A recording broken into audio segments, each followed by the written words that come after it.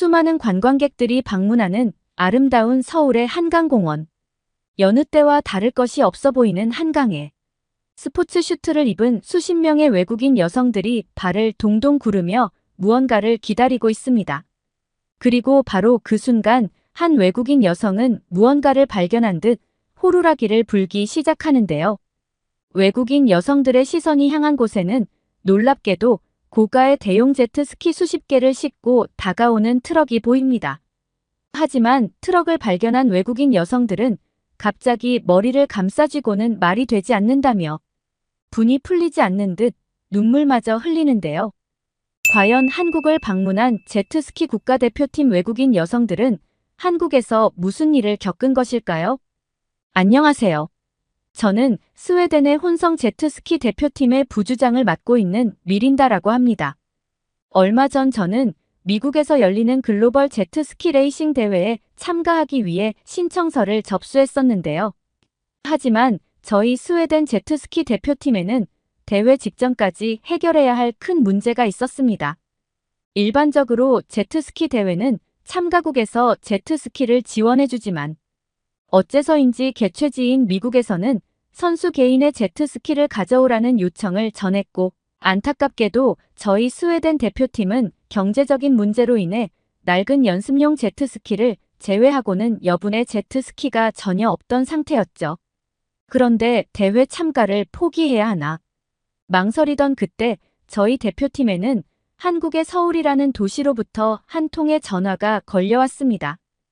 어떻게 알았는지 몰라도 한강에서의 제트스키 대여 사업을 정부와 함께 진행하고 있다던 한국인 남성은 저희 스웨덴 대표팀에게 제트스키를 무상으로 빌려줄 테니 직접 한국으로 와서 가져가라는 제안을 하더군요.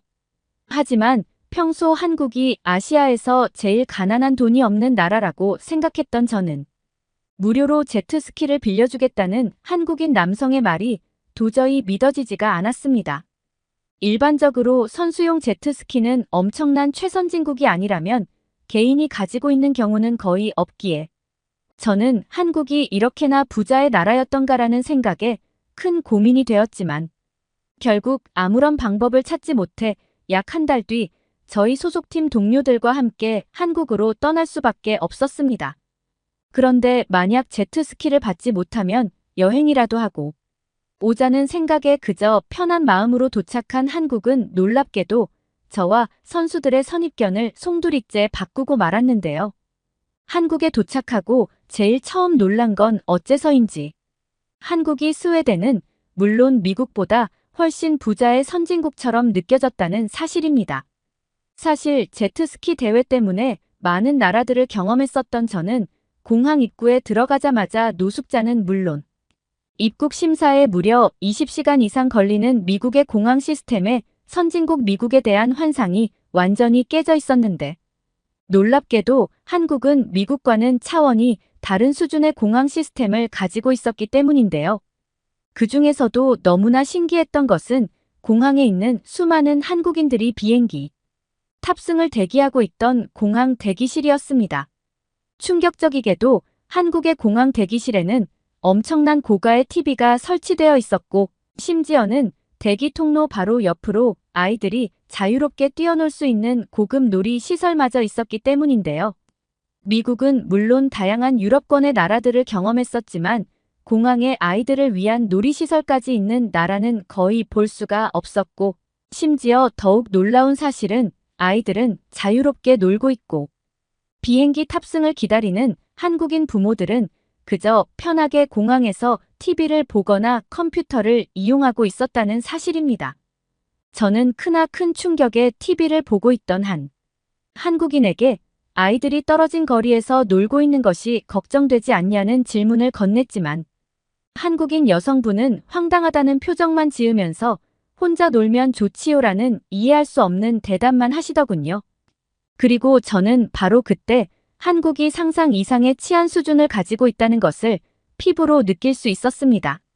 또한 공항 내부에서 처음 마주하게 된 아이들의 놀이시설은 놀랍게도 스웨덴에서는 단 한 번도 볼 수 없던 키즈카페라는 새로운 시설이었고 저는 공항에 키즈카페가 있는 한국인들의 삶의 수준에 한국이 이렇게나 부자였나라는 생각이 들기까지 했어요.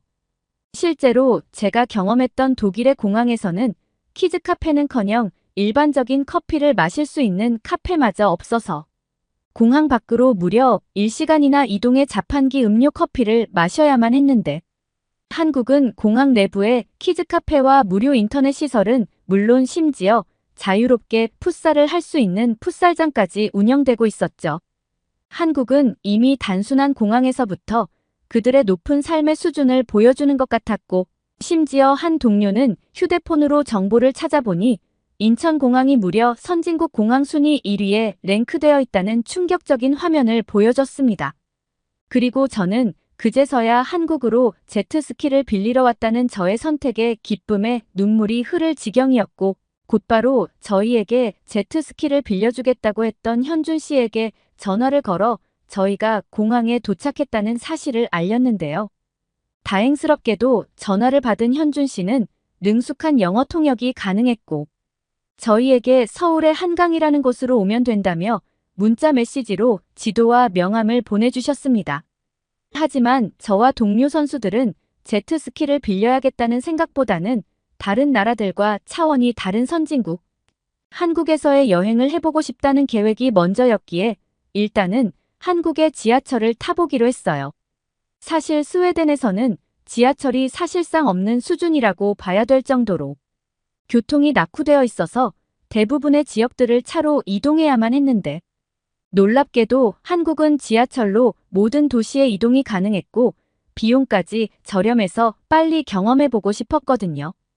그런데 동료들과 함께 지하철의 계단을 처음 내려간 순간 저는 눈앞에 펼쳐진 상황에 당황할 수밖에 없었습니다. 놀랍게도 한국의 지하철에는 무인으로 책을 빌릴 수 있는 마치 자판기처럼 생긴 엄청나게 큰 기계가 있었고, 실제로 기계 옆에는 다양한 한국인들이 커피를 마시며 테이블에서 책을 읽고 있었기 때문인데요. 상식적으로 생각해봐도 책이 가득 들어있는 이러한 기계는 스웨덴, 나 미국이었으면 곧바로 노숙자들에 의해 하루 만에 사라졌을 것인데, 신기하게도 한국인들은 기계를 훔쳐가기는커녕 그 내부의 책조차 훔쳐가지 않고 있었습니다. 또한 너무나 신기했던 사실은 책을 빌리고 반납하는 것에도 직원의 도움이 전혀 필요 없는 디지털 센서 시스템으로 모든 것이 무인으로 가능했다는 사실인데요.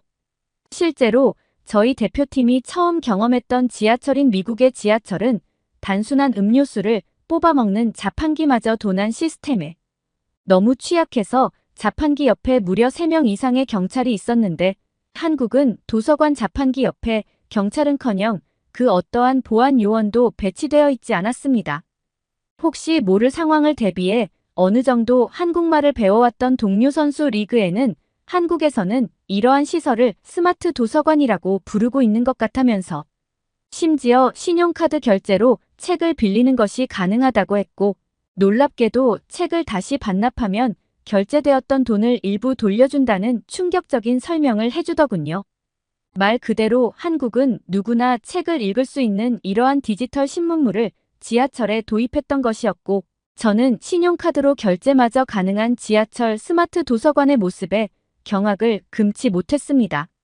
스웨덴에서는 최근 길거리에 있는 단순 잡지를 파는 서점들이나 편의점마저도 범죄 집단에 의해 하루가 멀다 하고 도난을 당하고 있는데, 한국은 이러한 치안의 위험과는 거리가 먼 듯 그저 평범한 한국인들이 책을 결제해 지하철에서 읽고 있을 뿐이었고, 심지어 책을 빌린 지하철역이 아닌 다른 지하철역으로 가서도 반납이 된다는 충격적인 무인 시스템은 한국의 디지털 인프라가 얼마나 발달되어 있는지 그 수준을 보여주었죠.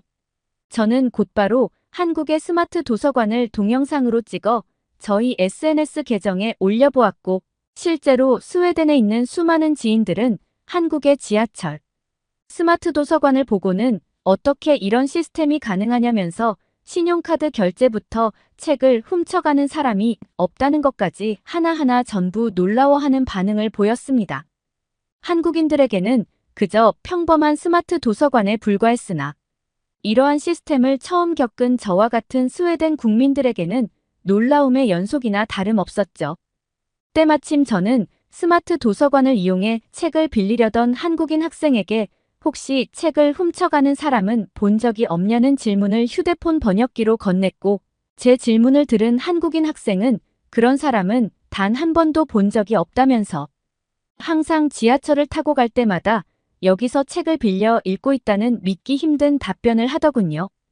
그저 가난한 나라라고만 생각했던 한국은 이미 스웨덴과 미국의 생활, 편의시설을 한참이나 뛰어넘은 것 같아 저는 곧바로 동료들과 함께 영어로 번역되어 있는 책을 한 권 빌린 뒤 서울로 향하는 지하철에 탑승했습니다. 시원한 에어컨이 나오는 지하철 안에서 조용히 책을 읽고 있으니 마치 영화 속에 나오는 엄청난 선진국의 거주민이 된 것 같았고, 특히 더욱 놀라웠던 것은 지하철 내부에서 소란스럽게 떠드는 한국인들이 거의 보이지 않았다는 사실입니다. 일반적으로 미국에서는 지하철은 물론 버스를 탈 때에도 항상 시끄럽게 노래를 부르거나 술을 마시는 행인이 있어서 뭔가 굉장히 불안한 기분을 느꼈는데, 한국인들은 모두가 선진국 시민의식을 가진 듯 그 누구도 시끄럽게 떠들지 않고 있었죠. 하지만 한국의 놀라움은 여기서 끝나지 않았는데요. 지하철을 타고 약 40분 정도 이동해 한강공원 근처의 지하철에서 내린 저와 선수들은 지하철 입구로 나오자마자 펼쳐진 눈앞의 광경에 당황할 수밖에 없었습니다.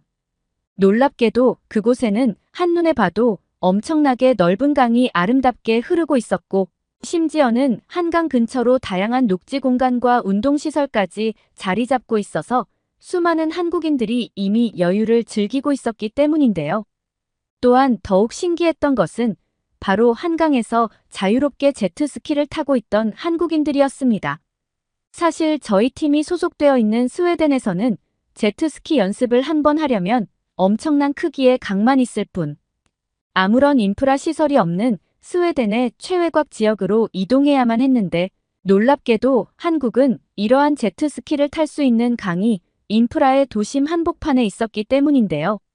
간단히 생각해봐도 도심 근처에서 일을 하다가 10분 정도만 걸어오면 곧바로 한강에서 제트스키를 탈 수 있는 상황이었고, 저와 선수들은 이러한 편리한 한국의 녹지 공간, 인프라 시설에 한국이 이렇게 살기 좋은 나라였구나라는 뒤늦은 후회가 되기도 했습니다. 특히나 제트스키라는 스포츠 자체가 스웨덴에서는 꽤 상당한 경제적 비용이 들어가는 고급 스포츠로 알려져 있는데, 어째서인지 한강에는 이미 수십 명 이상의 한국인들이 자유롭게 제트스키 대회를 즐기고 있었고, 심지어 한강공원 한쪽에는 저렴한 비용으로 제트스키를 빌려주는 대여소까지 보였는데요. 스웨덴에서는 제트스키를 한번 빌리려고 하면 국가정부 예산마저 요청해야 될 정도인데, 한국은 누구나 편하게 제트스키를 빌릴 수 있었고, 심지어 대여해주는 제트스키의 품질도 스웨덴의 제트스키들보다 훨씬 상태가 좋아 보였습니다. 또한 스웨덴에서는 제트스키 연습을 할 때마다 전문적으로 강에 숨어 있다가 비싼 제트스키를 훔쳐가려는 범죄 조직마저 기승을 부리고 있는데, 한강에서는 이러한 범죄 조직들을 전혀 볼 수 없었고, 오히려 제트스키 대회를 바라보며 여유를 즐기는 한국인들의 평화로운 모습만 마주할 수 있었죠. 저와 선수들은 진짜 살기 좋은 선진국이 있다면 바로 이런 곳이 아닐까라는 생각이, 왜 제트스키 사업을 한다는 현준 씨가 무료로 제트스키를 빌려주겠다고 했는지 그때서야 이해가 되기 시작했습니다. 스웨덴 국민에게는 1년치 월급을 모아야만 제트스키를 빌릴 수 있는 가난한 수준이었지만, 경제 선진국 한국인들에게는 마음만 먹으면 언제나 한강 스키를 빌릴 수 있는 경제적 수준을 갖추고 있었고, 저는 이때부터 한국에서 살아가는 한국인들이 부러워지기 시작했어요. 실제로 한강에는 선수용 제트스키뿐만 아니라 스웨덴에서는 비싸서 꿈도 꿀 수 없었던 모터 제트스키까지 대여를 해주고 있었고, 저와 선수들은 이러한 제트스키들을 자유롭게 빌릴 수 있는 한국인들의 삶에 큰 충격을 받고 말았죠. 그 후 저희 대표팀은 제트스키를 무료로 대여해주겠다던 현준 씨와도 만날 수 있었습니다. 현준 씨는 5년 전까지 자신도 제트스키 선수로 활동했다면서 저희 대표팀에게 무료로 대회용 제트스키를 빌려주겠다고 했고 그 대신 한강에 제트스키 대여 시스템에 대해 많은 외국인들에게 알릴 수 있도록 홍보 게시물을 올려달라는 제안을 하더군요. 이미 지하철에 스마트 도서관 게시물을 올렸던 저는 너무나 흔쾌히 제안을 받아들였고 그 후 현준 씨의 또 다른 제안으로 한강에서 실제 제트스키를 주행하는 체험을 해보기도 했습니다. 매번 아무런 경치가 없는 스웨덴의 제트스키 연습 환경과 달리 한국은 한강 한복판에서 제트스키를 타며 주위를 보니 너무나 멋진 서울의 모습이 한눈에 들어왔고 저는 그때부터 한국에서 살고 싶다는 생각이 들기 시작했어요. 약 2시간 정도의 짧은 제트스키 연습을 즐긴 후 저는 스웨덴에서와 똑같이 그저 수건으로 몸을 닦고 옷을 갈아입으려고 했는데 갑자기 현준 씨가 저를 보더니 당황한 표정을 짓더군요. 놀랍게도 현준 씨는 한강공원 근처에 간단한 샤워를 할 수 있는 샤워 시설이 있다는 믿을 수 없는 설명을 이어나갔고 실제 현준 씨의 안내를 따라 도착한 그곳에는 샤워를 할 수 있는 간이 샤워시설 건물이 자리 잡고 있었습니다. 스웨덴에서는 이러한 생활 편의시설이 없어서 항상 수건으로 몸을 닦고 추운 바람을 맞으며 다시 집으로 돌아와야만 했는데 한국에서는 굳이 그럴 필요조차 없는 편리한 인프라가 이미 조성되어 있던 것이죠. 심지어 한강 한복판에서 따뜻한 물까지 나오는 샤워시설은 저와 선수들에게는 꿈만 같은 공간이었고 한국에서 평생 제트스키 연습을 할 수만 있다면 무엇이든 희생할 수 있을 것 같았습니다. 또한 저녁이 되자 한강의 더욱 멋진 모습이 눈에 들어오기 시작했는데요. 늦은 시간이 되었음에도 이상하게도 한강에는 더욱 많은 한국인들이 늘어만 갔고 당황하는 저의 모습에 현준 씨는 한국은 치안이 굉장히 안전해서 이처럼 야경을 즐기기 위해 밤늦게 한강으로 나오는 한국인들이 매우 많다며 저에게도 야외 캠핑용 의자와 테이블을 건네주었습니다.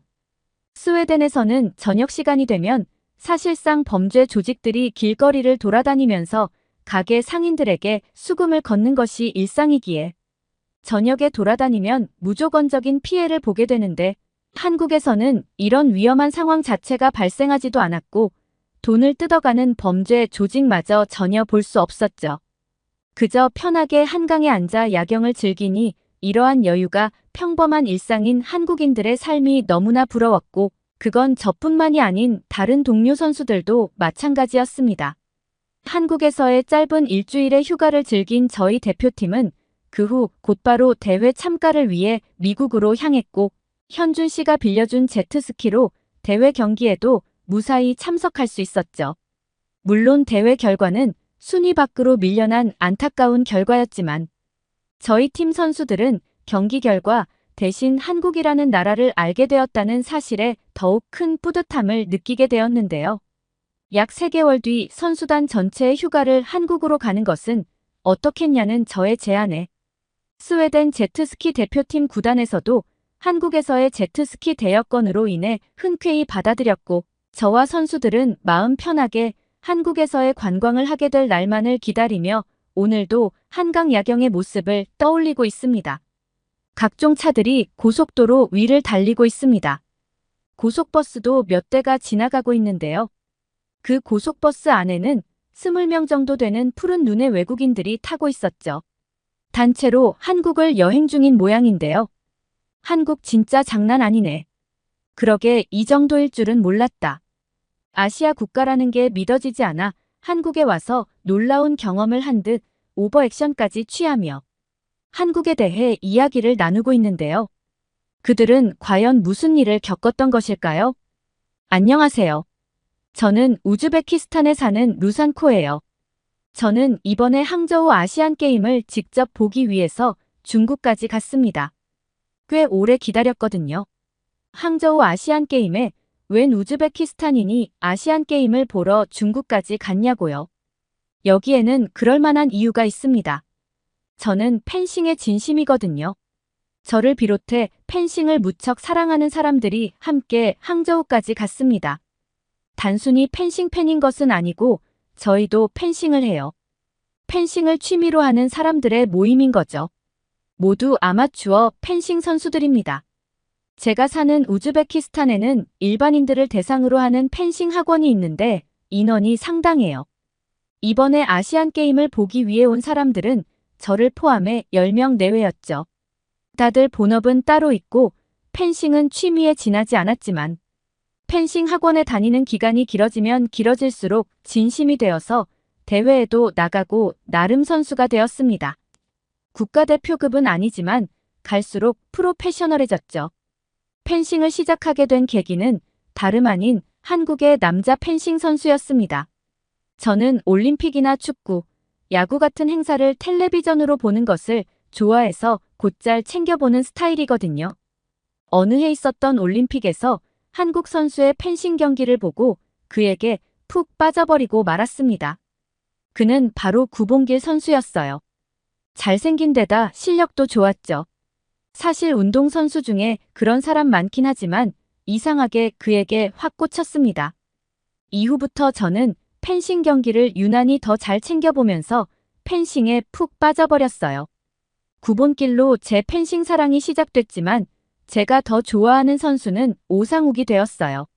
키가 무려 190이 넘고 얼굴도 어찌나 잘생겼는지 저는 그들을 통해 펜싱을 좋아하게 되었고 동시에 한국이라는 나라에도 큰 관심을 가지게 되었습니다.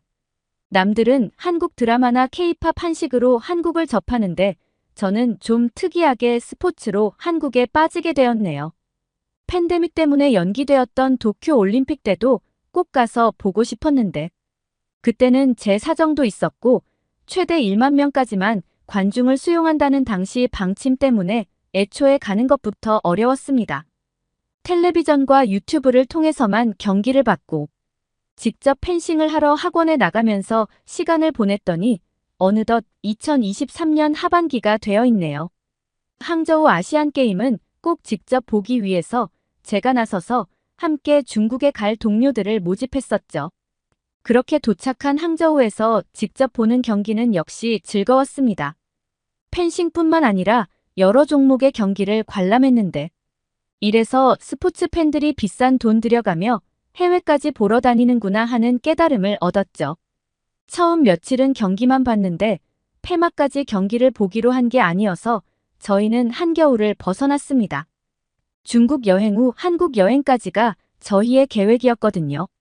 항저우에 있던 저희는 중국의 유명한 관광 도시인 상하이로 가기 위해 고속버스를 타기로 했습니다. 버스에 올라타기 전까지는 문제가 없었는데 출발하기 전부터 좀 거슬리는 게 있었어요. 낡은 버스가 아닌데도 지저분하고 너저분하기 짝이 없었다는 것입니다. 청소를 안 해놨더라고요. 중국이 더러운 나라라는 이야기를 들어오긴 했지만 이 정도라니 기가 찼습니다. 한편 중국은 원체 사람이 많은 나라라서 그런지 버스가 꽉 차더라고요. 중국인들은 목소리가 크다고 들었는데 정말이었습니다. 각자 목소리가 큰 사람들이 한데 모여 있으니 소음이 상당하더라고요. 2시간 넘게 걸리니까 다들 잠이나 잘 줄 알았는데 좀 놀랐습니다. 저를 더욱 놀라게 했던 것은 음식을 먹으면서 나오는 쓰레기를 그냥 바닥에 아무렇지도 않게 버리는 모습들이었습니다. 그래서 출발하고 1시간쯤 지났을 때는 버스 전체가 쓰레기통이나 마찬가지였습니다. 쓰레기통으로 쓰라고 달려있는 망이 있는데도 그러기에 좀 당황스럽더군요. 1시간쯤 달렸을 때 승객 중 한 명이 고래고래 소리를 질렀습니다. 화장실에 가고 싶으니 얼른 차를 세우라고요. 원래 쉬어가기로 한 휴게소보다 먼저 있는 곳이었기에 기사는 무시하려고 했지만 휴게소를 지나치면 이 자리에서 이를 봐버리겠다고 협박하는 바람에 결국 가까운 휴게소에서 정차했습니다. 이 정도는 양반이라고 하더라고요. 승객이 그런 요청을 해도 버스 기사들은 대부분 무시해버리고 그냥 계속 가버린다고 합니다. 그러다가 승객이 버스 안에서 실수라도 해버리면 그냥 냄새가 나는 채로 목적지까지 갈 수밖에 없다고 하네요. 내린 김에 화장실에나 가야겠다 싶어서 동성 동료와 함께 내렸는데요. 차라리 내리지 말걸 하고 후회하게 됐습니다. 중국의 휴게소에서는 사람들이 쓰레기를 아무데나 버려놓고 치우는 사람도 없었습니다. 그뿐만 아니라 중국 휴게소는 흡연자들에게 관대한 것인지 화장실에서 담배를 피워대더군요. 바닥에 우물이 묻어 있는데 청소를 하지 않아서 딱딱하게 굳어 있고 위생 상태가 진짜 경악스러웠어요. 여기서 일을 봐도 되나 싶을 정도로요. 아시안 게임을 보려고 항저우에 있었을 때는 이 정도는 아니었거든요. 해외 각지로부터 사람들이 많이 오니까 특별히 신경을 썼기 때문일까요? 휴게소에 들렀다가 다시 고속버스에 탔을 때는 그만 집에 가고 싶어졌습니다. 바닥에 아무렇게나 버린 음식물 쓰레기 때문인지 냄새가 났거든요. 고속버스 특성상 창문을 열 수도 없어서 남은 시간 동안 악취를 맡으며 가야만 했습니다. 그나마 상하이에 도착해서는 잘 놀아서 나름의 위안이 되었네요. 상하이에서 놀 만큼 논 저희는 곧장 한국으로 갔습니다. 비행기를 타고 2시간 정도 날아서 도착한 한국공항은 쾌적함의 극치라고 말할 수 있을 정도로 쾌적했습니다. 인천공항 시설이 좋은 건 한국을 좋아하는 저는 미리 알고 있었지만 직접 보는 것은 처음이었거든요. 사진으로 영상으로 많이 봤는데도 직접 보는 것은 느낌이 다르더라고요. 규모가 정말 컸는데 마치 전 세계에서 최고로 좋은 시설처럼 느껴질 정도였습니다. 동료들도 모두 감탄하는데 제 어깨가 다 으쓱거렸다니까요. 제가 오자고 한 한국이었으니까요. 한국에서 저희의 여행지는 서울이 아닌 전북의 군산이었습니다. 그래서 고속버스를 타기로 했죠. 솔직히 좀 긴장했습니다. 한국과 중국은 다르다는 것을 알아도 바로 직전에 중국 고속버스에서 그 꼴을 봤더니 주말인데도 사람이 그리 많지는 않았어요. 버스가 꽉 찼던 중국과는 시작부터 다르더군요. 그리고 다른 점이 또 한 가지 있었는데 버스가 깨끗했다는 거예요. 청소를 한번 싹 해놓은 모습이더군요. 덕분에 중국에서보다 훨씬 쾌적한 컨디션에서 버스를 탈 수 있었습니다. 중국 사람들은 누가 더 시끄럽게 떠드는지 겨루기라도 하는 것처럼 떠들어댔는데 한국인들은 그렇지 않더군요. 잠든 사람들도 있었고 뒤에 이어폰을 꽂고 가는 사람들도 있었고 일행끼리 담소를 나누는 사람들도 있었는데 크게 떠들지 않고 소근거리더라고요. 한국은 중국 가까이에 있는 나라인데 달라도 이렇게 다를 수 있나 놀라웠습니다. 그래서 동료들과 이런 점에 대한 이야기를 나누었죠. 공항에서부터 느꼈는데 한국인들은 시민의식이 높은 것 같다. 사람들이 정말 점잖네. 그러게 그래서 시설들도 이렇게 좋은 건가 이것 좀 보라고 좌석에 플러그를 꼽을 수 있게 되어 있잖아. 좌석이 크고 푹신해서 그런지 곧 잠들 것 같아 나 깨우지 마 이따 봐 친구들. 그런데 벼랑간 날카로운 소리가 들려왔습니다. 엄마와 함께 타 있던 아기가 크게 울기 시작한 것이었습니다. 아기는 뭐가 그렇게 서러운지 점점 더 크게 울었고 아기 엄마가 당황해서 허둥지둥 달래고 있었죠. 아기 우는 소리에 잠들었던 많은 사람들이 잠에서 깼지만 누구 하나 간섭하는 이가 없었습니다. 한 명이 일어나 아기 엄마에게 가는 것을 보고 터질 게 터졌구나 싶었지만 그 사람은 아기에게 사탕을 주러 간 것이었습니다. 아기 손에 막대 사탕을 쥐어주고 유유히 자리로 돌아갈 뿐이었죠. 다행스럽게도 아기는 곧 울음을 그쳤고 버스 안에는 다시 평화가 찾아왔습니다. 잠시 후 버스가 휴게소에서 섰습니다. 저는 이번에도 내려서 화장실에 들렀는데요. 정말 깜짝 놀라버리고 말았습니다. 중국 휴게소 화장실과 달리 바닥에 쓰레기 하나 없고 아무 냄새도 나지 않았기 때문이죠. 사용한 휴지는 변기에 버리는 방식으로 휴지통이 없어 쾌적함을 더했죠. 세면대도 잘 관리되고 있었습니다. 워낙 쾌적하다 보니 입맛까지 돌아서 휴게소의 명물인 버터, 감자, 핫도그 등을 사서 가벼운 식사를 한 뒤 다시 버스에 올랐습니다. 그렇게 출발한 버스가 30분 만에 또 다른 휴게소에 정차했습니다. 배가 자주 아픈 승객이 부탁해서 한 번 더 선 것이었는데요. 휴게소에서 한 번 정차하면 15분가량 시간이 낭비되기 때문에 도착이 늦어지는데도 이에 항의한 사람은 아무도 없었습니다. 오는 동안에도 한국과 중국을 비교하는 이야기를 했는데 군산에 도착해서 식사할 때도 비교를 하지 않으려야 않을 수가 없더군요. 서울이 아니라 아랫지방까지 내려간 이유는 그쪽 음식이 훨씬 더 맛있기 때문이었습니다. 이것도 다 제가 조사한 거였죠. 전라도 음식을 맛본 동료들은 그냥 이 동네에서 살고 싶다고 말할 정도였습니다. 중국 음식도 맛있긴 했지만 지나치게 자극적이었던 데다 음식에서 손톱 같은 게 나온 곳도 있었거든요.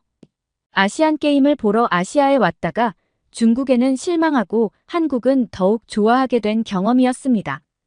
다음에 또 한국에 올 수 있었으면 좋겠어요. 그래서 다음에는 국제 경기가 한국에서 열렸으면 좋겠습니다. 인천공항 앞 출국장, 외국인 부녀가 서로를 끌어안고 눈물을 흘리고 있습니다. 얼마나 서럽게 우는지 주변을 지나는 한국 사람들은 이들 부녀를 한 번씩 쳐다봅니다. 그러면서 무슨 사연이 있구나 하면서 안타깝게 생각하면서 지나가고 있네요. 이 부녀에게는 새로운 목표가 생겼고 응원이 필요한 상황이라며 사연을 제보해 주셨습니다. 안녕하세요. 저는 크로아티아 출신의 모델 캐리입니다. 지금은 한국에서 일을 하고 있고 저는 한국 국적 취득을 목표로 삼고 있습니다. 크로아티아에서 태어났지만 태어난 꽃이 꼭 자신의 모국이 되어야 하는 것 같지는 않아요. 사람은 옛날부터 이동을 하는 역사를 가져왔죠. 저도 그런 의미에서 한국으로의 완전한 이주를 생각하고 있어요. 너무 심오한 이야기에서 죄송해요. 그만큼 제 의지가 확고하다는 말씀을 드리고 싶어서랍니다. 제 어릴 때 이야기를 조금 해드리고 싶은데요. 제가 어릴 때 어머니는 질병으로 돌아가셨고 저는 아버지 밑에서 자랐습니다. 형제도 없고 외동딸이죠. 아버지는 저를 키우시기 위해 밖에서 트럭을 운전하시며 열심히 일하셨지만 트럭 일의 특성상 새벽에 나갔다가 다음날 저녁이 되어서 들어오시는 경우도 많았습니다. 물류의 흐름에 따라 아버지도 몸이 따라가셔야 했기 때문에 본인 마음대로 출퇴근 시간 조절이 쉽지 않으셨죠. 아버지도 저와 시간을 많이 보내고 싶어 하셨지만 어머니가 투병을 하시느라 병원비 빚도 많이 졌고요. 빚을 갚느라 일을 줄일 수는 없는 상황이었고 아버지께서 저를 위해서 열심히 일하시는 것도 알기 때문에 아버지가 안 들어오시는 날이 있어도 섭섭해하지 않았어요.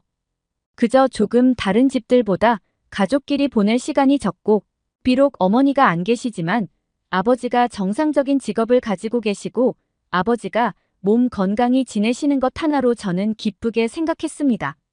그래서 외로움이 밀려오거나 힘든 일이 있을 때에도 굳게 마음을 먹었던 어린 시절이었습니다. 집에서 혼자 시간을 보내야 하는 일이 많았고 형제자매도 없었기 때문에 심심한 날들이 많았습니다. 그래도 저는 TV를 보면서 저의 심심함과 무료함을 달랬죠. 제가 관심 있는 분야는 따로 있었는데요. 패션쇼 모델들이나 모델들이 되어가는 미국의 예능 프로그램을 보면서 시간을 보냈습니다. 저는 나중에 모델이 되는 게 꿈이었어요. 집에서 혼자 포즈도 취해보고 워킹 연습도 해보고요. 그런 것들을 하면 시간이 잘 갔고 그게 유일한 취미였습니다. 누구보다도 평범하게 학창시절을 보냈고 고등학교 졸업 후에 동네 사진관에 가서 모델 일을 위한 포트폴리오 사진을 촬영해서 그것을 들고 모델 소속사들의 모델이 되고 싶다고 지원서를 넣고 다녔죠.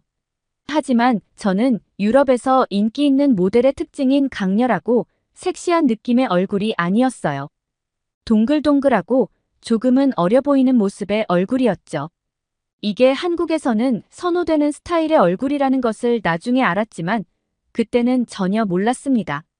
저를 모델로 쓰겠다고 하는 곳은 거의 없었어요. 어쩌다가 쇼핑몰에서 피팅 모델로 단발성 촬영하는 게 제 유일한 돈벌이 수단이었죠. 모델 일을 포기하고 공장으로 취직을 해야 하나 고민이 많았습니다. 앞으로 6개월간 모델이 되기 위한 노력을 하고 실패한다면 공장으로 취직해야겠다고 마음먹었습니다. 그렇게 모델 소속사들을 찾아다니던 중 한 모델 소속사에서 제 얼굴은 유럽에서는 살아남기 쉽지 않을 텐데 한국이나 일본 쪽으로 알아보는 게 어떻냐는 말을 들은 적이 있었습니다. 마침 한국 브랜드에서 자기들 브랜드 소속 전문 모델을 구하고 있으니까 거기 지원해보라며 한국에서 종종 동유럽 쪽에 이런 채용 공고를 올리는데 지금이 기회라고 알려주었죠. 저는 그런 꿀팁을 듣고 한국 회사가 모집하는 모델 일에 지원했습니다. 그리고 기대했던 것과 달리 최종 합격했습니다. 저는 기뻤지만 한편으로는 고민이 되었습니다. 왜냐하면 한국으로 가는 게 조건이었는데 집에 혼자 계신 아버지가 마음에 걸렸습니다. 아버지께 말씀드리고 어떻게 하는 게 좋겠냐며 아버지의 의견을 여쭈어 보았습니다. 아버지는 제가 공장에서 일하는 것보다 하고 싶었던 모델 일을 하는 게 좋겠다고 말씀하셨고, 한국에서 혹시 실패하고 돌아오더라도 그때 여기서 공장 취업을 해도 늦지 않으니 제가 한국에 가서 도전을 하는 모습을 보고 싶다고 하셨죠. 사실 아버지는 저한테 한국에 가라고 말씀하실 줄은 알고 있었습니다. 하지만 아버지는 수면 패턴이 망가지는 날들이 많았고 지금 그것 때문에 혈압약을 복용하고 계십니다. 그리고 스트레스를 풀기 위해 술과 고기류를 많이 드셔서 콜레스테롤도 높고 병원에서는 높은 혈압과 콜레스테롤 수치가 매우 나빠서 이대로 가다가는 언제 쓰러질지 모른다고 금주와 해산물 섭취를 적극 권장했지만 크로아티아는 완전한 내륙 국가이기 때문에 해산물은 부자들이나 먹는 음식입니다. 아버지께서 해산물을 드시기는 어렵죠. 그나마 금주라도 하셔야 하는데 술을 끊으시는 것은 어려워하셨습니다. 제가 잔소리를 많이 해서 조금 양을 줄이시긴 하셨지만 아예 안 드실 수는 없다는 것도 저는 알고 있습니다. 그래서 더욱더 제가 아버지 옆에서 보살펴 드려야겠다고 생각하고 있었거든요. 때문에 한국행을 망설이고 있는 것도 사실이고요. 오히려 아버지는 저보고 한국에 가라, 저는 안 가겠다로 한참 대화를 나누었습니다. 결론은 제가 한국에 가는 걸로 났고 한국으로 가는 날 저는 아버지를 안고 한참 눈물을 흘렸습니다. 모델 일을 해보고 잘 풀리지 않는다면 미련 없이 돌아오겠다고 아버지와 약속도 했습니다.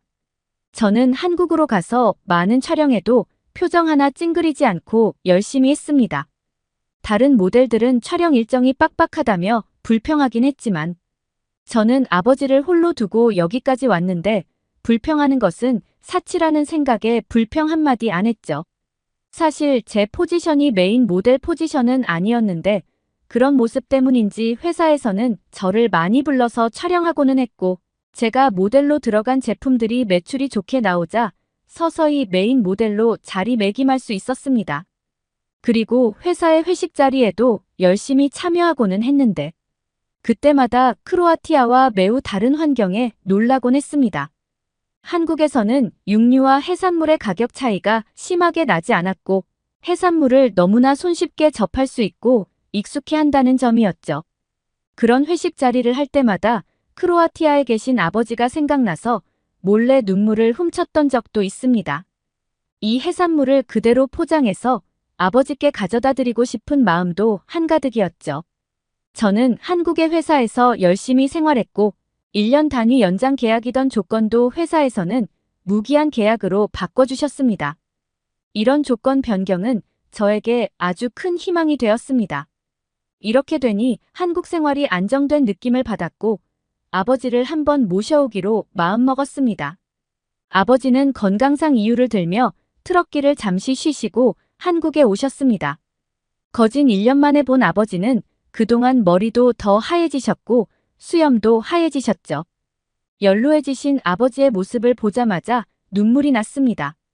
아버지와의 반가운 재회를 하고 저는 아버지가 한국에 계시는 동안이라도 해산물을 실컷 드시게 해드리고 싶었습니다. 하루도 안 거르고 매일 해산물을 사드렸어요. 고등어 구이부터 해서 해물탕, 매기탕, 매운탕, 갈치구이, 조기구이 등등 온갖 해산물을 다 사드렸습니다. 아버지도 매일같이 해산물을 너무나 잘 드셨고 고기보다 맛있다며 좋아하시더군요. 저는 아버지께서 이렇게 해산물을 좋아하시는 줄은 몰랐습니다. 한국에 계시면서 정말 안 드셔본 해산물이 없으실 거예요. 그러면서 한국에 있는 동안 술도 못 드시게 했습니다. 그렇게 한국에서 한 달 정도 지내시자 아버지는 혈압약을 먹으면 뭔가 머리도 아프고 기운이 없다고 고통을 호소하셨습니다. 저는 놀라서 당장 주변에 있는 내과로 아버지를 모시고 갔죠. 의사 선생님과 만나서 진료를 받았고 저는 놀라운 이야기를 들었습니다. 아버지께서 기존에 드시고 계시던 혈압약을 반으로 줄여도 될 것 같다고 하셨습니다. 의사 선생님께서는 여러 가지 요인이 있을 수 있다며 금주를 하신 것과 혈압 개선에 좋은 해산물을 많이 드신 것, 그리고 수면 패턴이 일정하게 바뀌었다는 것들 때문에 아버지의 혈압이 개선된 것 같다며 이런 패턴을 유지하시면 나중에는 더 상태가 좋아지실 것이라며 지금과 같은 패턴을 유지하기 위해 노력하라고 하셨습니다. 전문적인 설명에 저는 한 번에 이해됐죠. 저는 이때부터 목표가 생겼습니다. 아버지께 크로아티아에 돌아가면 트럭 일을 조금만 더 하다가 정리하시고 제가 몇 년 뒤 여기 한국에서 국적을 취득할 때니 그때는 제가 아버지를 정식으로 초대하겠다고 말씀드렸습니다. 아버지께서 저를 홀로 키워내셨듯 이제는 제가 아버지를 책임지고 모시겠노라 말씀드렸습니다. 아버지는 미소 지으셨고 크로아티아에 돌아가서 다시는 술도 입에 안 대고 무리하게 물류를 따라다니지 않겠다고 말씀하셨습니다. 해산물은 비싸니까 자주 먹을 수는 없지만 그래도 일주일에 한 번은 노력해보겠다고도 하셨고요. 얼마 뒤 저는 공항에서 아버지를 배웅해드렸습니다. 지금 가시면 앞으로 몇 년간 뵙지 못할 테니까요. 크로아티아에서 떠나올 때보다 더 많은 눈물을 흘렸고 한참을 공항에서 아버지를 안아드렸습니다. 그리고 저는 한국 귀화라는 큰 목표를 세웠고 한국어 공부도 아주 열심히 하고 한국 사람처럼 생각하고 생활하려고 노력하고 있습니다. 일단 제 사연을 들을 한국인 여러분들께 사과하고 싶네요. 저는 일본을 제외한 모든 동양인을 다 같은 성향인 줄 알았던 것을요. 최근 전 제 호텔에 찾아오는 한국인에게 사과하며 고개를 숙이고 있답니다. 제가 무슨 일이 있었는지 한번 들어봐 주시겠어요? 안녕하세요. 저는 일본에서 호텔을 운영하고 있는 마젠타라고 합니다. 저에겐 눈에 넣어도 아프지 않을 딸이 하나 있습니다. 처음으로 저의 배에 새 생명이 자리 잡고 제가 곧 엄마가 된다는 말을 들은 순간의 기쁨은 10여 년이 지나도 잊혀지지 않네요. 곧 태어날 아기를 위해 아기자기한 침대도 사고 귀여운 옷과 양말을 사며 아기를 만날 날을 기다리고 있었습니다. 하지만 행복은 오래가지 못했죠. 출산을 앞두고 마지막 검진을 위해 병원으로 향하던 길이었습니다. 아기 이름을 뭘로 할지 행복한 고민에 빠지고 있던 그때 반대편 차선에서 엄청난 속도로 달려와 저희 부부가 타고 있는 차를 그대로 받아버린 것이었죠. 엄청난 굉음과 함께 정신을 잃고 난 뒤 눈을 뜬 곳은 병원이었습니다. 저는 눈을 뜨자마자 남편을 찾았지만 병원에 도착하자마자 눈을 감았다고 했죠. 의사는 남편이 저와 아기를 위해서 마지막 사고의 순간 핸들을 자기 방향으로 틀어서 사고 차량과 자신을 정면으로 향하게 했다고 하네요. 만약 그러지 못했다면 아기의 생명도 장담하지 못했을 수 있다고 했죠. 그렇게 저희 모녀의 인생이 시작되었습니다. 남편 없이 아기를 키우는 일은 무척이나 힘들었죠. 아기를 봐줄 사람이 없어 일을 하러 나가지 못했고 밤낮 없이 울어 잠도 자지 못했습니다. 아기에 대한 기초 상식을 남편과 함께 공부했다고 생각했지만 막상 상황이 닥쳐보니 머릿속이 새하얗게 변했죠. 그냥 울기만 하는 아기를 붙들고 한 번씩은 저도 같이 울었고 그때마다 먼저 떠난 남편이 너무 보고 싶었습니다. 영원히 가지 않을 것만 같았던 시간이 흘러 부족한 엄마 밑에서도 낳은 예쁘고 해맑게 자라주었죠. 가끔 자신에게 아빠 없다고 놀려대는 친구들을 두들겨 해줘서 사고뭉치 소리를 듣기는 하지만 그래도 건강하게 컸답니다. 딱 한 가지 고민은 딸이 장래 희망이 없다는 것이죠. 좋아하는 액세서리 파는 가게도 좋고 춤추고 노래하는 거 좋아하니 노래방을 운영해도 좋다고 했는데 다 싫다고 했습니다. 그것도 싫으면 제 호텔을 물려받을 준비를 하라고 해도 말을 듣지 않았죠. 제 타들어가는 속을 달래주는 것은 저희 호텔 앞에 있는 작은 노점상이었습니다. 몇 년 전에 어떤 한국인 남자 청년이 호텔을 찾아왔는데요. 청년은 정중하게 호텔 앞에서 작은 노점을 하나 열어도 되냐고 물어봤죠. 보통은 물어보지 않고 노점을 시작해 여기저기 쓰레기를 버려두고 자리를 뜨는 사람들 때문에 골치가 아팠는데 이 청년은 눈빛부터가 달라 보였습니다. 솔직히 전 한국인을 무척 좋아하지 않습니다. 싫어한다고 표현하는 게 맞겠죠. 호텔 예약할 때 한국인은 거부합니다라는 문구까지 적어놓고 싶었습니다. 저희 호텔 주변은 옛날에도 시대의 작품들을 볼 수 있는 박물관이 많이 있는 곳이라 항상 여러 나라 관광객들로 넘쳐났죠. 처음엔 서글서글하게 웃는 동양인의 모습이 무척이나 좋았습니다. 하지만 동양인들이 묻고 간 룸은 정말 말도 하지 못할 정도로 처참한 상태였죠. 먹다 남은 음식물들이 왜 바닥에 행궈낸 곳인지, 화장실은 왜 이렇게 더럽게 썼는지, 비데에도 오물이 묻어 있었습니다. 끔찍한 상태의 호텔 직원들은 동양인이 묵었던 방이라면 너무도 들어가기 싫어했죠. 어떤 동양인은 깔끔하게 쓰고 갔지만요. 동양인 대부분은 모두 중국 사람이라 동양인은 모두 더럽고 신사답지 못하다는 인식이 어쩔 수 없이 심어졌습니다.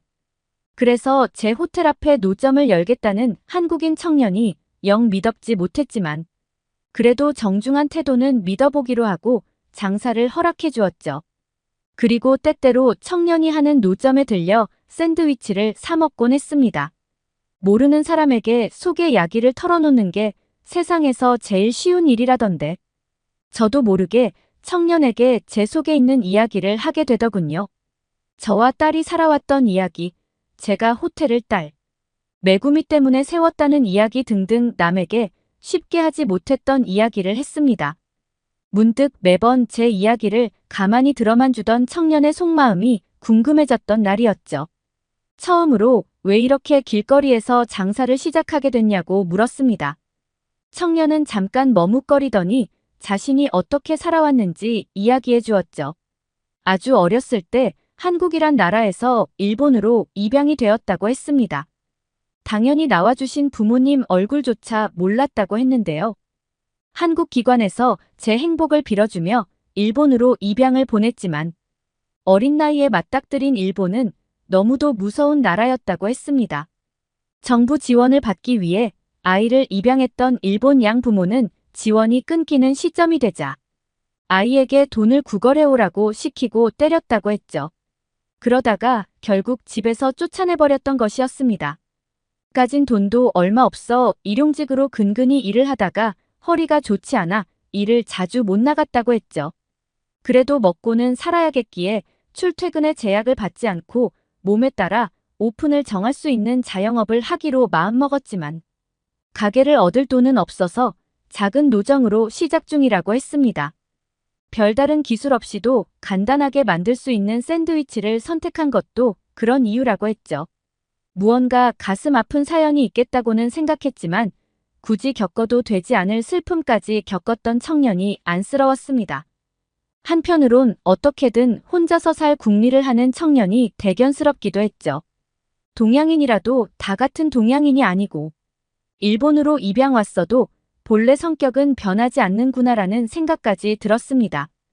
일본 부모가 인성이 나쁜 사람들이었음에도 청년은 너무도 바르게 자랐기 때문이었죠.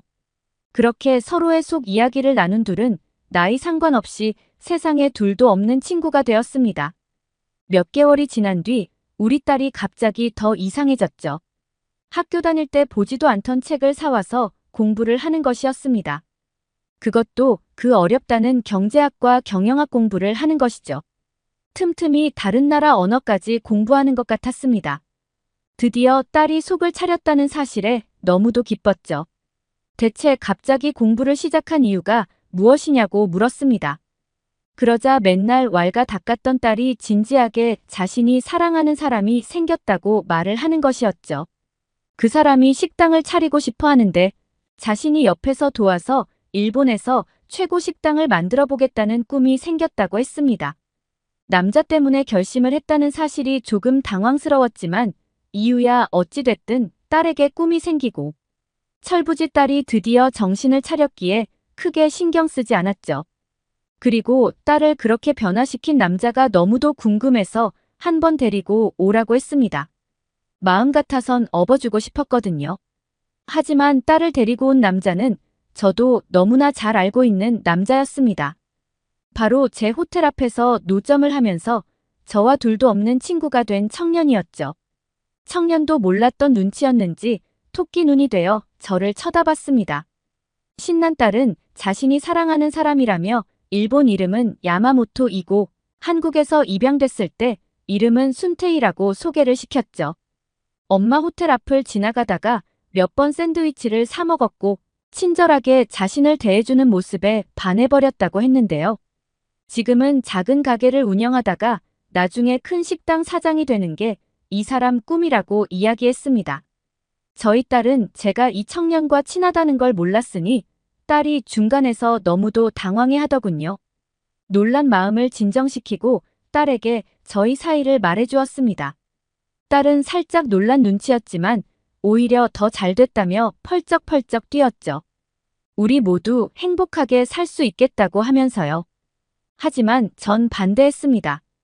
이 청년이 너무도 성실하고 착한 사람이라는 것을 알겠지만 자라온 환경이 너무도 마음에 걸렸기 때문이죠. 제 앞에선 그렇게 보였어도 사람이란 앞과 뒤가 다른 것이기 때문에 집에선 어떤 행동을 할지 너무도 불안했습니다. 저는 당장 헤어지라고 소리를 쳤고 호텔 앞에서도 노점을 치우라고 했죠. 거기에 하면 안 되는 말까지 하고 말았습니다. 한국이란 나라가 얼마나 나쁘길래 어린아이를 멀리 일본까지 보내는 것이냐고 작은 나라답다 했죠. 중국인들처럼 똑같이 더러울 것이라는 말까지 덧붙여버렸습니다. 딸은 어떻게 그런 말을 하냐면서 청년을 데리고 집을 영영 나가버렸는데요. 며칠 동안 전화도 받지 않았죠. 혹시나 하는 마음에 가본 청년의 노점도 문을 열지 않았습니다. 하루하루 피가 말라가던 때에 드디어 딸에게 전화가 왔죠. 자신은 청년을 따라서 한국으로 갈 테니 다시는 찾지 말라고 했습니다. 청년은 문자로 너무 죄송하지만 한국의 친부모에게 연락이 와서 들어가던 찰나에 카메라가 같이 동행했다면서 걱정하지 말라고 했죠. 하지만 그 문자 한 통에 잠자고 있을 때가 아니었습니다. 저도 무작정 한국으로 따라 들어가려고 했지만 한국이 바로 옆 동네도 아니고 어쩔 수 없이 기다려야 했죠. 다행히 한국 청년은 자신 휴대폰으로 한국 서울 어디에 있는지를 알려주었습니다. 며칠 뒤 딸을 만나면 당장이라도 머리채를 끄집고 한국 호텔에 며칠 두었다가 다시 집으로 올 생각이었죠. 직항 항공편이 없어 20시간이 넘도록 비행기를 타고 도착한 한국이란 나라는 뭔가 제가 생각했던 이미지와는 조금 달랐는데요.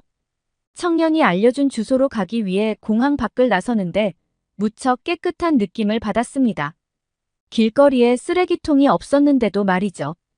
일단 딸이 있는 곳으로 향했고 눈이 마주치자 딸은 청년을 죽일 듯 노려보았지만 딸은 뭔가 당당해 보였습니다. 그 태도가 더 열받게 했지만 딸은 아빠가 무시하던 한국은 이렇게 우리 일본보다 좋고 깨끗한 곳이라고 했죠. 호텔에 오던 그 들어온 동양인들과는 차원이 다른 사람들이라고 했습니다. 솔직히 한국에 와보니 무척이나 놀랍긴 했죠. 제가 무척이나 잘못된 생각을 했구나는 반성도 들었습니다. 저는 청년에게 자신이 착각했다면서 미안하다고 말을 했죠. 솔직히 결혼은 부담스러우니 일단은 같이 돌아가서 천천히 생각해보자고 했습니다. 딸은 자신의 작전이 먹혔는지 알겠다면서 함께 일본으로 돌아왔죠. 결국 전 두 사람의 결혼을 허락해주고 두 사람이 꿈을 이룰 수 있도록 호텔 옆에 건물을 매입해 식당을 운영하라고 했습니다. 역시나 성실한 청년 아니 제 사위는 열심히 노력해 일본에서 가장 유명한 식당 타이틀을 위해 열심히 일하고 있답니다. 오늘의 이야기는 여기까지입니다. 끝까지 시청해주셔서 감사합니다.